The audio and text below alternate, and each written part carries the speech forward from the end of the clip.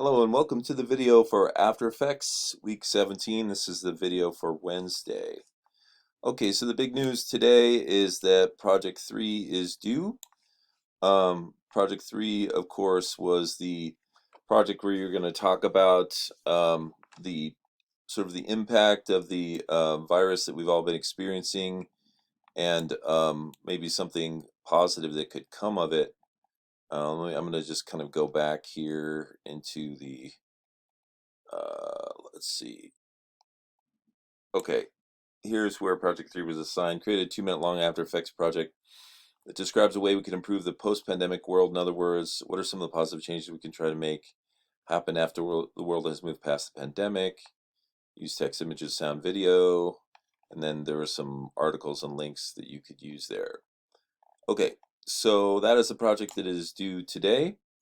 Please upload that to your Google Drive folder and let me know that it's there so I can check it out and give you a grade for that.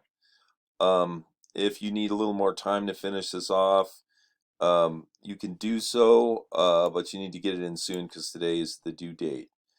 We don't have any more presentations due in this class. We do have a tutorial for you to do today. I'll go ahead and open this in a new link. And this is simulate objects underwater. So you'll have to get the files and then just kind of follow along with the information here to create the desired effect. Okay, so as far as the rest of the semester goes, I have decided not to give you any more projects this semester. I was initially thinking of maybe possibly creating one more, but given the fact, the sort of disturbance to our schedule, because of the virus, I think it's been hard enough on you guys to, figure out how to work at home and all that good stuff. So what I'm going to do instead of giving you any more projects this semester, I'm just going to ask you to finish up what you've already started. So finish project 2 if you haven't finished it, complete project 3, and then complete the chapters and upload all that stuff. So you'll have the rest of this week, next week, and then the last day of school, which is Monday, and all that stuff is going to be due on Monday. So please go ahead and turn all that stuff in. Today is just kind of part of continuing the process of learning new things about After Effects. I'm going to show you a very simple way to get a form of simple animation into your After Effects projects. So as we know, I've been working on this video here, using this as an example, this music video. And I thought, well, it might be fun to create some sort of limited character animation. So what can I find out there in the world of animation of still images that could be animated? So I went to this site, Vecteezy, which is one of my favorites, and I typed in sprites. And sprites, of course, are, let me go back one point here and show you what I found. Sprites, of course, are a reference to characters that are going to be animated. And these are what you would call walk cycles, or at least this one is, which is where you show the character in 5 or 6 different poses doing a walking cycle. On this particular page, they also have characters punching and kicking and jumping. And this is and ducking down here. This is for if you want to create a game.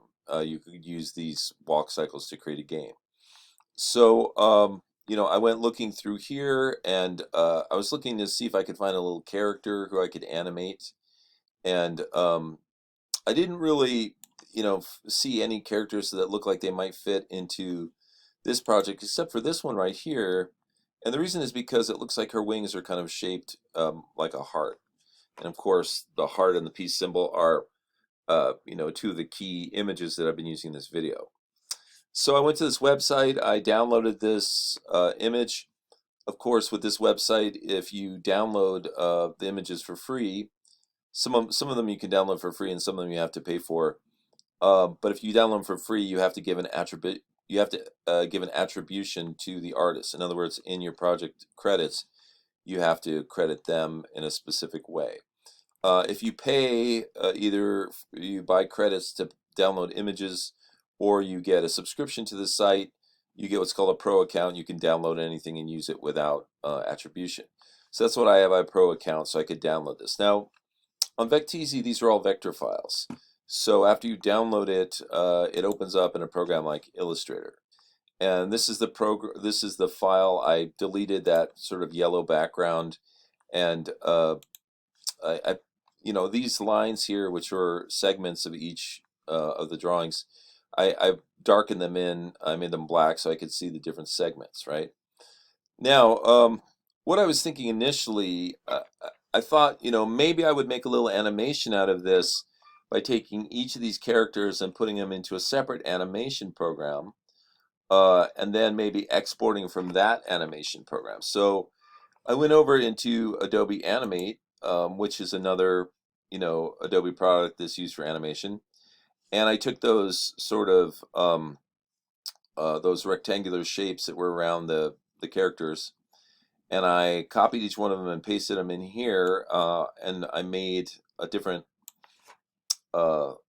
layer for each one of the 6 drawings. So as you can see, if I go page through them here, or these are the 6 different drawings in sequence. So they form a sort of a little animation of the fairy sort of floating in the air and throwing fairy dust around, right? Now I had to go into this document area and change the animation speed, and I could create a loop here. And I didn't end up going this route. I'm just kind of showing you this as an example of one route that I traveled down to see what would work. So I did this. I made it so that there's basically 1 frame per second, and then I hit the play button, and you see that it's moving at this extremely slow rate, right? Okay, and then if we change the speed on this to be 2 frames per second, obviously it's going to go twice as fast, right? And so what I was looking for was, I thought to myself, well, maybe one of these paces, 1 frame per second or 2 frames per second, will match up with the beat of the music in the music video, and so I can just drop this animation in. Now in Adobe Animate, you can export to things like animated GIFs. So the first thing I tried was I exported animated GIFs at 1 frame per second and 2 frames per second. And then I went over here into After Effects and imported those GIFs, right? So we're going to import a file, and then we're going to come down here, and we're going to find, let's see if we can import both of these.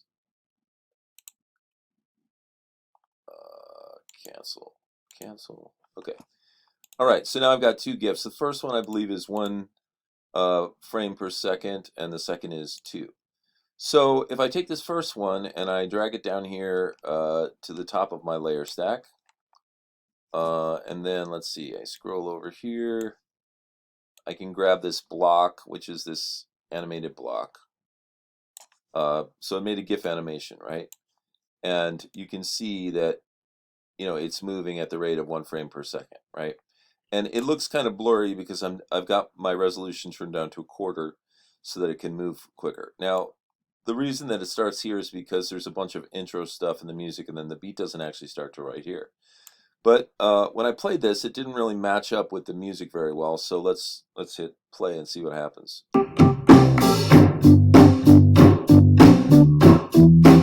So you could see that it was just kind of off. It wasn't, maybe it was too slow. I'm not quite sure. But so actually, I'm sorry, I brought down the wrong one. I brought down what's called fairy2.gif. So this one is actually going at 2 frames per second.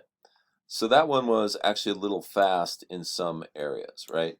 So I'm going to delete this one, and then I'll bring down the other one I made, which was fairy.gif, and this one was 1 frame per second. So what you're going to see essentially is the 1 frame per second is too slow, and the 2 frames per second is too fast. So let's see.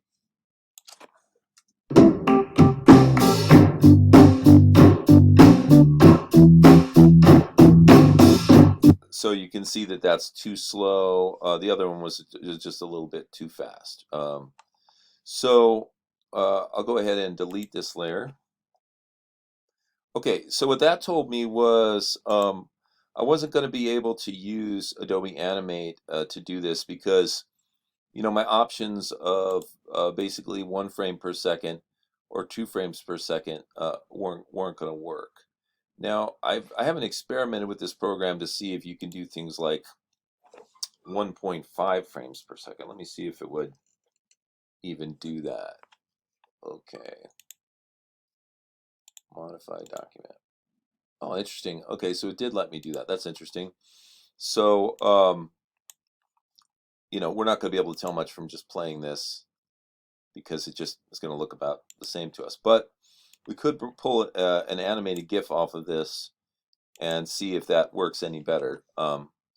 So let's go export animate GIF, and we'll just leave all the defaults, and we'll call this Fairy 3 and put it on the desktop. And then we'll go to After Effects and we'll import that. Now, I'm not deluding myself that this is going to be exactly the right rhythm. That would be amazing if it was, but it's kind of a crapshoot when you do it like this. You know, you're just hoping that, let's see, I don't want to import the image sequence. Oh, maybe I do want to import the image sequence. I'm not really sure. Okay, let's just hit open. And let's see, that was supposed to be called Fairy 3, but I made a composition called Fairy. Okay, so that one didn't actually come in the way that I wanted, so I'm going to undo that. Let me see if I can just get it, bring it in again in the correct way. So I just want it as an animated GIF. So Fairy 3. So let's see. Let's just, yeah, let's uncheck that and then do this. Okay, good. That's what I want. All right, so now we go back to the main movie. We take the Fairy 3 and we bring it down here, put it in the top layer. We grab this content block and move it over to where the music starts. So if we want to help ourselves out, we can put this playback head there to show where it starts. And now, you know, the first one was too slow. Second one was too fast, kind of like Goldilocks and the Three Bears. Maybe this will be just right, but the odds are good that it won't be because, you know, we're trying to match up to this rhythm, this drum beat, which is not necessarily perfect. It's probably pretty steady, but the odds of it being exactly between 1 and 2 seconds are very low. But let's see how it looks. It might at least look better.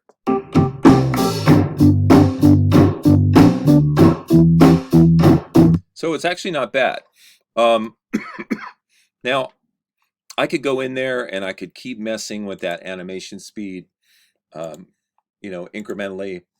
I could go 1.6, I could go 1.4, and I could just keep messing with that until I felt like I really got it perfect, right? Which is not a problem, and then I could import it in that way. But another way that you could go, and this is the way that I decided to go with this, excuse me, is you could import each of the illustrations as its own image and then go through and put them exactly where you want them in the timeline. So my process for doing that was to select this first image here and then to shift click the edge so I didn't get that little frame and copy it. And then to go over to Photoshop and create a new file. And of course, if you copy something, it'll create a new file that's exactly at that size, and then paste it in. And then just simply save this on the desktop as a ping file. So I went ahead and let's see, save as. I went ahead and saved this as f1.png, right? I'm going to cancel here. I'm not going to save it because I already did. But anyway, I took each of these little drawings and did that, copied it from Illustrator, made a new file and pasted it into to Photoshop, and then saved it as a ping. Excuse me. And then I was able to go into After Effects and import all of those. So file, import, you could import multiple files if you want. Go down here, find the F1 through F6 files. So those are all the different fairies in their positions, and just basically import them, right? Now I did do that, and these are them here, F1 through F6. Now, the next step of my process was to figure out where to place these in the timeline where it would make sense. So let me go ahead, I'm going to delete this GIF here. And what I did was I just basically grabbed each one of these files and dragged it down, and it made its own little layer here. And then what I had to do was I had to, grab the very front part of this and drag it over. And then I had to go all the way down to the end and grab the end of this and drag it over, so that I could have a very short version of this object, right? So I just made it a little square like that. So it's basically like, just a little fraction of a second of that little fairy there, right? There she is, and then she's gone, right? So I did that with all 6 of these. I grabbed each one, I dragged them down to make their own layer. I, resized the content block so it was just, a second or a partial second of each character, right? Each image. And I stacked them up here. You can see 1, 2, 3, 4, 5, 6, right? And then what I did was I started right where the music started, and I experimented with different places to put these. So first, I put each one, at the closest mark. I grabbed each square and I put it right there, and then I put the next one up here, and so on and so forth. And when I did that, I discovered that they were too fast, twice as fast as they needed to be.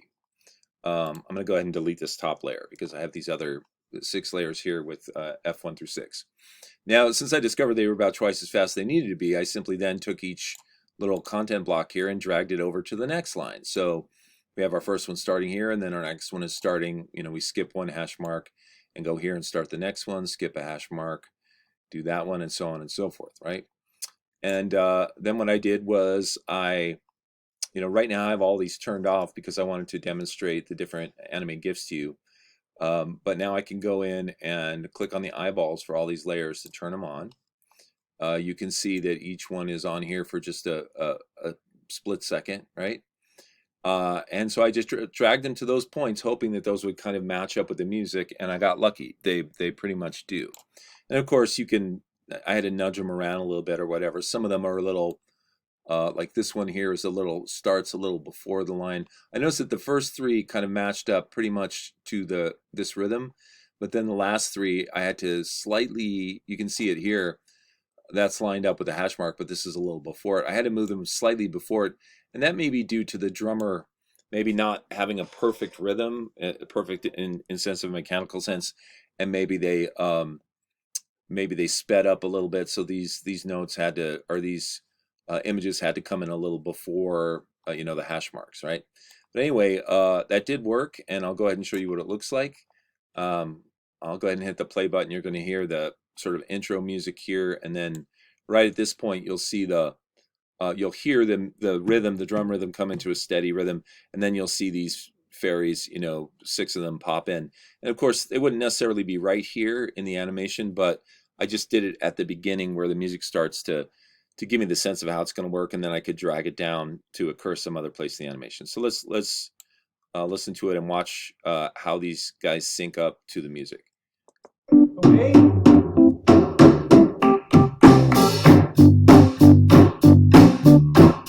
Okay, so you see, I stopped it before the last one. Let me try it one more time. Okay, sorry about that.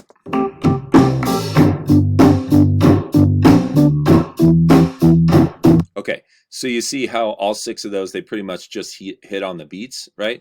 And so that's perfect. So then now you can grab all 6 of these and then drag them down the timeline to, an empty place where you need some background. Like I was thinking, there's a couple places in this animation where there's kind of just like a red background. Let me see if I can go down here to some of those places.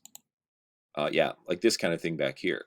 So, that little fairy could be back there dancing around or something like that, or there could be multiple versions of her dancing around back here. So that might be, because this is just kind of a boring background, and that's the purpose of all these experiments we've been doing, is to to learn more about After Effects, but also to find ways we can spice up our projects.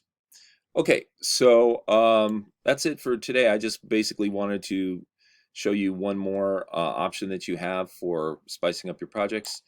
And I also wanted to remind you about um, the deadline today for Project 3, and to tell you that there are not going to be any more projects this semester, and to please go ahead and turn in Project 3, Project 2 if you haven't, and of course all of your chapters from the book. Now, if you are going to have a problem getting all that work in, for whatever reason, please let me know. Please contact me via email, and so we can make arrangements. And please do that sooner rather than later, so we can figure out everything we need to do. Of course, the last day of class is May 18th, so you have until then to turn everything in for this particular class. Okay, great. So thank you so much, and good luck with your projects. I look forward to seeing what you guys will turn in. I hope you guys have a nice weekend, and I will chat with you again next week. Next week is pretty much like finals week, so my videos are just going to be very short. They're going to be encouraging you to finish off your projects and maybe pointing you in the direction of any helpful tools and resources you can do or you can use to help you accomplish that task. Okay, have a great one, and I will talk to you again next week.